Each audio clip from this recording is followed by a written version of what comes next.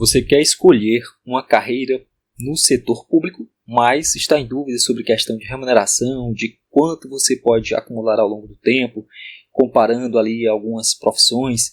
Eu vou te ajudar com 3 profissões diferentes aqui e você vai ter mais informações para tomar decisões mais acertadas. E se você conhece alguém que precise dessas informações, compartilhe este vídeo com essa pessoa, porque aprender é a nossa melhor habilidade, por isso você pode compartilhar com outras pessoas que você aprende aqui no Só Tenho 5 Minutos. É sempre um prestígio ter a sua audiência. Bora para a tela. Primeiro vamos ver de onde eu retirei as informações. Sobre o salário docente, eu retirei a informação dessa tabela aqui feita pelo ProIFES. Eu já confirmei, essa tabela está de acordo com as últimas alterações na carreira de docência superior. Nós vamos comparar então aqui o professor doutor numa universidade pública, universidade federal no caso, o salário nas universidades estaduais é diferente.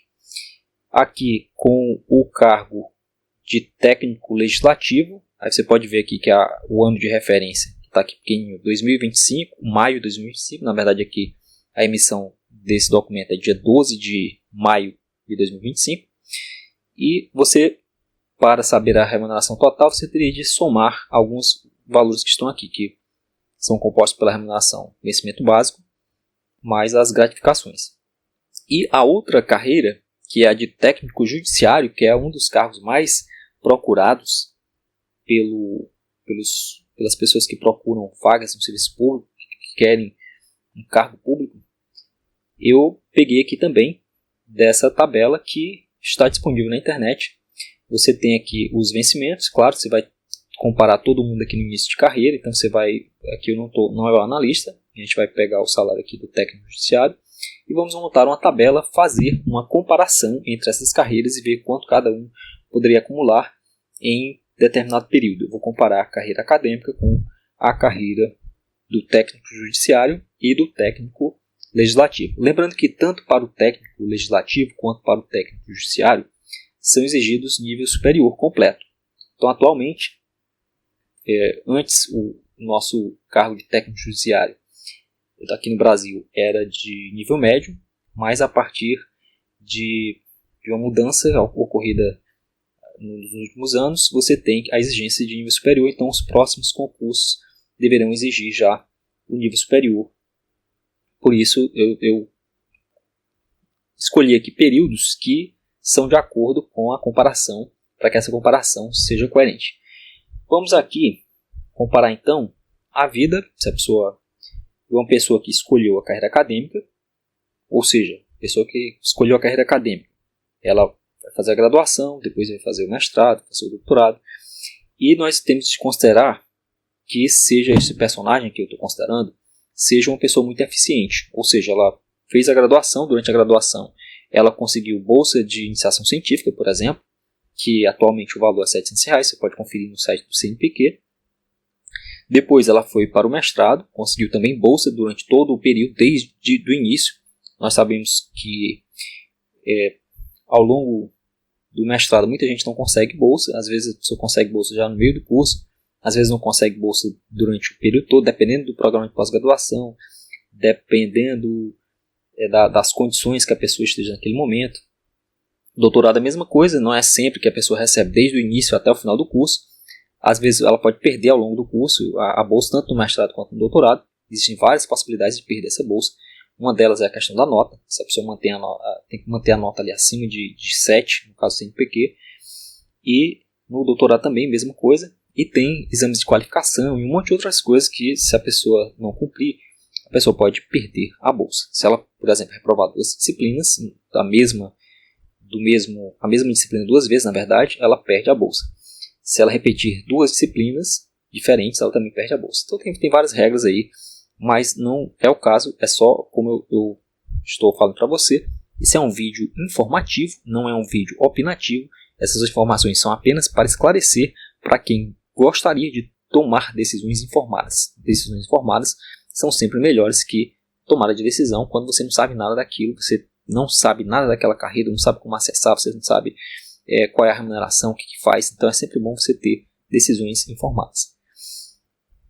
E vamos comparar depois que a pessoa, novamente esse personagem é muito eficiente, terminou aqui o seu doutorado e imediatamente ela conseguiu passar no concurso para professor na Universidade Federal, e a remuneração, conforme você viu lá na tabela, é de R$ 3.505,18 no início de carreira.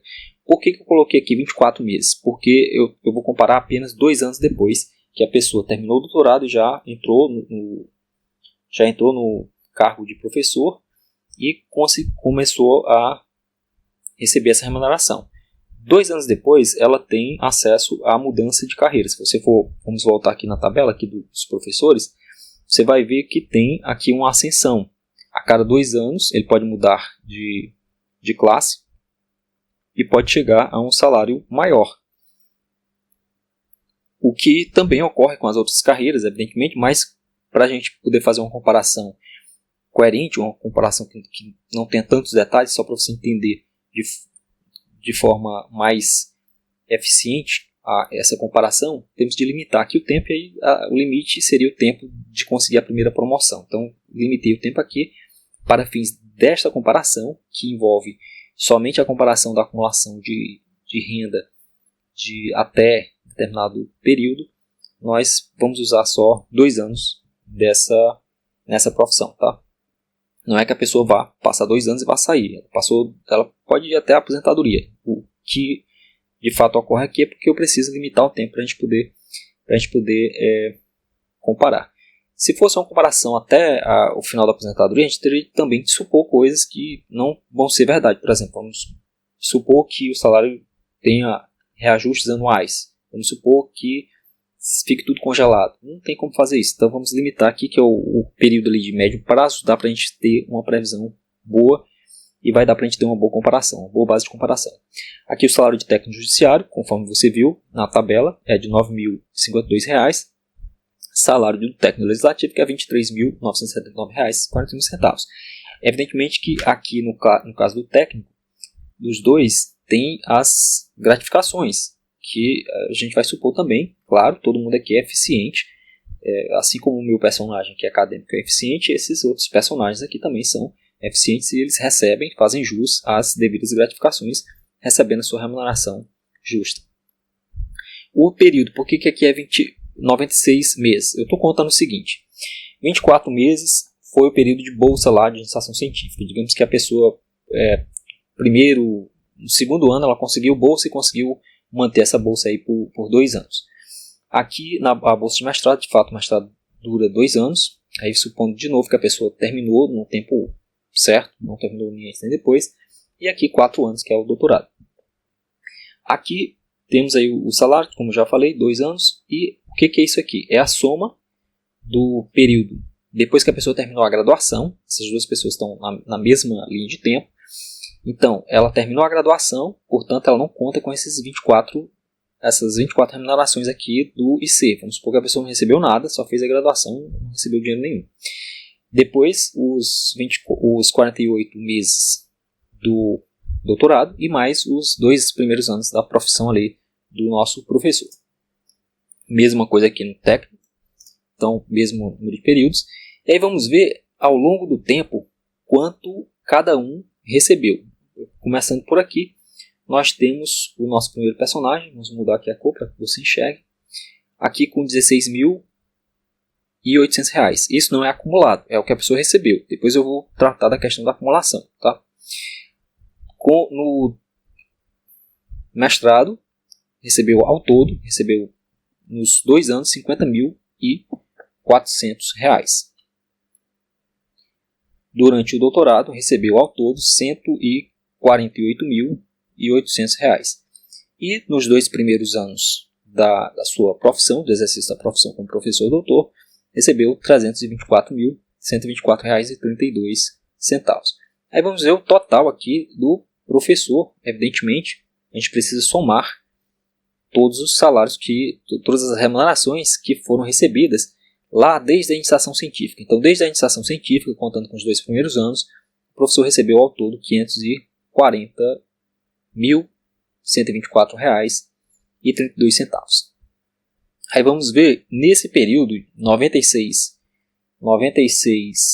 períodos, o técnico teria recebido, vamos pegar aqui uma outra cor, R$ 868.992 e o técnico legislativo R$ 2.302.023,36. Então essa é a diferença remuneratória em termos do tempo que essas pessoas, considerando, claro, que todas elas sejam super eficientes e que, no caso, apareceu o concurso, quando a pessoa terminou, a pessoa conseguiu passar, etc. Todas essas coisas vamos supor que sejam verdade. Inclusive aqui no caso do técnico judiciário e do técnico legislativo, ou seja, a pessoa terminou lá a graduação, que agora é um nível exigido para técnico, e conseguiu passar nesse concurso, já conseguiu entrar ali na carreira. Se você quiser, você pode descontar aqui alguns tempos, mas não vamos fazer isso por enquanto. Agora, imagine o seguinte, que esses 3 personagens, eles são muito eficientes. E eles são também bem educados financeiramente. Como eles são bem educados financeiramente, diferentemente de outras pessoas, passaram pela escola, passaram pela faculdade, mas ao mesmo tempo procuraram informações sobre educação financeira, procuraram aprender sobre investimentos, tornaram-se investidores independentes e conseguiram perceber que eles podiam investir 20% mensalmente do que recebiam. Então eles fizeram esse compromisso com eles. Aqui, durante a graduação, o nosso personagem acadêmico conseguiu guardar 140 todo mês a essa taxa, tendo um montante, portanto, de R$ 3.688 acumulados. A taxa aqui de 0,8% é bem conveniente, porque a gente pode imaginar aí que uma situação, um investimento que tem lá tributação ou que não tenha tributação, vamos dizer que seja na média 0,8%, contando com vários fatores aí que poderiam ter alguma influência na taxa remuneratória desse investimento. Durante o mestrado, essa pessoa, nosso personagem acadêmico, conseguiu acumular R$ 11.064,13. Aí, durante o doutorado, a parcela aqui já era maior, R$ 620. Então, e o tempo também, prazo maior, 48 meses, 36 mil. Qual foi o total? Agora, a gente precisa aqui pegar os 2 primeiros anos de profissão aqui do professor doutor, conseguindo investir R$ 2.701 daquela remuneração que ele estava recebendo no início de carreira. Lembrando que lá eu não fiz o desconto de imposto de renda, o desconto de INSS, então aqueles 13 mil iria ser na verdade ali uns talvez 11, 10, 900 por aí, contando com esses descontos. A mesma coisa para o técnico também, os 2 técnicos iriam ter descontos tanto de imposto de renda como de previdência, mas isso aí são detalhes que a gente pode deixar sem cuidar por enquanto, porque não tem necessidade. Se você retirasse o desconto de cada um, iria terminar sendo do mesmo jeito. Vamos supor aqui que a pessoa está conseguindo guardar esses 20% e fazer o devido investimento. Vou mudar a cor, está aqui para verde, para ficar diferente. Aqui o técnico judiciário teria acumulado ao longo de 96 meses, investindo 20% da sua remuneração, R$ 259.990,33. E o técnico legislativo, que tem a maior renda, ele conseguiria ter um montante, depois de 96 meses, de R$ 688.733,41. Agora, a acumulação aqui do professor total não é essa, tá? A acumulação total aqui do professor é R$ 122.013,54.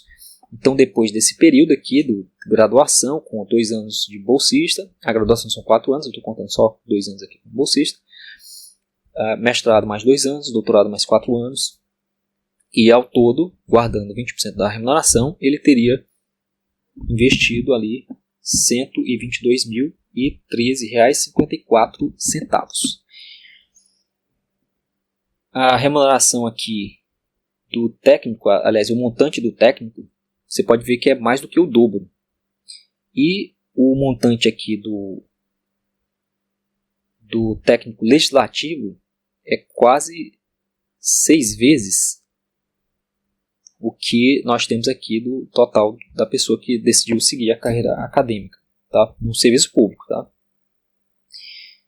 Aí vamos supor o seguinte, que esses 3 personagens decidiram parar de aportar. Né? Ele não, já poupei dinheiro demais, já investi dinheiro suficiente, eu tenho um cargo público, não preciso mais investir em nada, então vou só pegar essa remuneração, vou gastar com qualidade de vida, viajar, fazer outras coisas com o dinheiro, não vai mais investir, só vai pegar esse montante, cada um vai pegar esse seu respectivo montante e vai deixar investido. Aí vamos ver o que acontece com esses 3 personagens 20 anos depois. Qual é o montante que o professor, considerando não houve mais nenhum investimento, nenhum aporte. O professor gastou o dinheiro todo que ele recebeu e só deixou investido esses 122 mil. 20 anos depois ele ainda não se aposentou, ainda está recebendo renda e está na profissão ainda. Então vamos ver quanto ele teria acumulado. Vamos mudar aqui a cor de novo. Esse laranja aqui. Temos um total acumulado de R$ 825.915,72.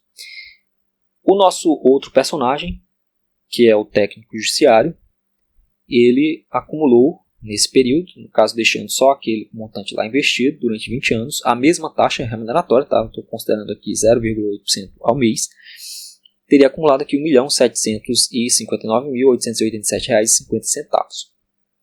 E vamos ver o nosso personagem de mais alta renda, que entrou lá como técnico no legislativo, ele teria R$ 4.662.070,70. Daí você percebe que quanto mais alta a renda, maior a capacidade de investimento, maior a capacidade de acumulação. Por isso que quem combate a desigualdade, ela não pode fazer políticas que favoreçam as pessoas de alta renda ao passo que prejudicam as pessoas de baixa renda.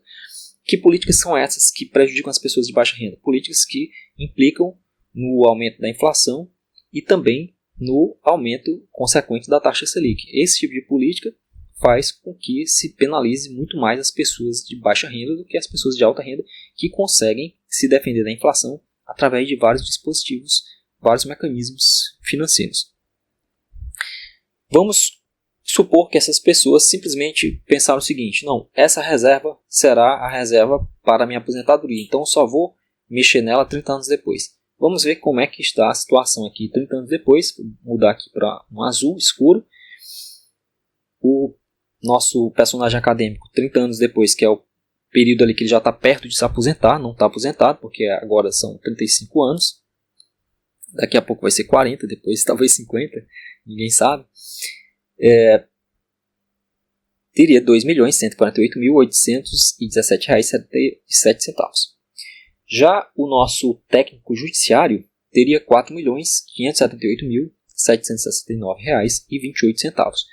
E o nosso personagem mais alta renda, considerando esse processo, a gente está falando aí de pouco tempo, tá? A gente está falando aí de 2 anos de graduação, 2 de mestrado, 2 de doutorado, 4 de doutorado na verdade, e 2 de exercício de profissão. A gente está falando aí de um período bastante curto para que você deixe uma quantidade ali reservada simplesmente investida.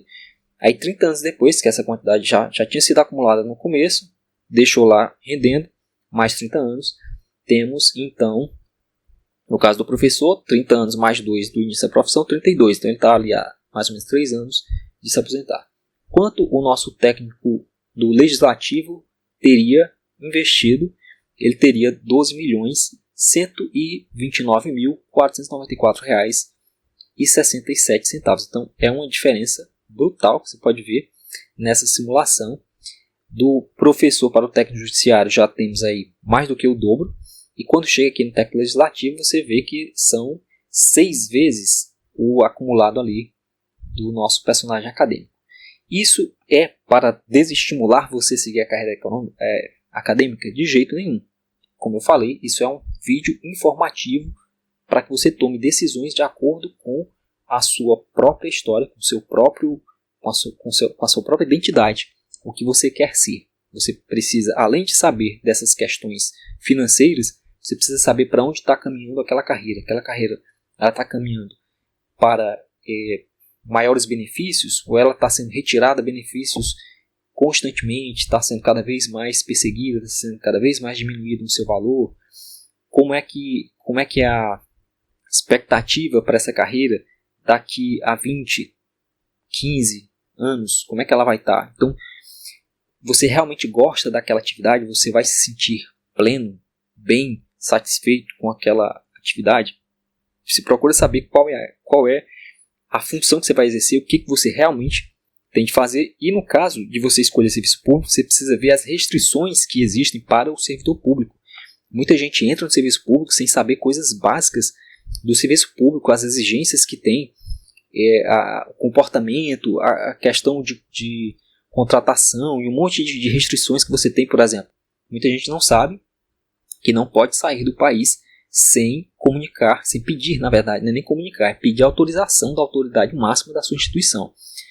Exceção são servidores civis no período de férias, que podem deixar o país sem a autorização expressa da autoridade máxima da instituição. Mas no caso, um feriado longo. Um feriado longo, o cara tem alta renda, vamos supor o caso do técnico legislativo. Tem alta renda, um feriado ali que envolva ali 5 dias, que ele pode passar fora, vou para outro país. Só que ele precisa da autorização lá da autoridade máxima lá do seu poder. E não pode sair sem pedir essa autorização, porque se ele sair sem pedir essa autorização, ele comete uma falta que é passível de demissão. Então tem vários aspectos que você precisa ficar atento para que você não escolha uma carreira simplesmente por causa do salário, que é ruim ou que é muito bom, e depois fique frustrado com a sua escolha. Desejo a você uma excelente decisão de carreira e até o próximo vídeo.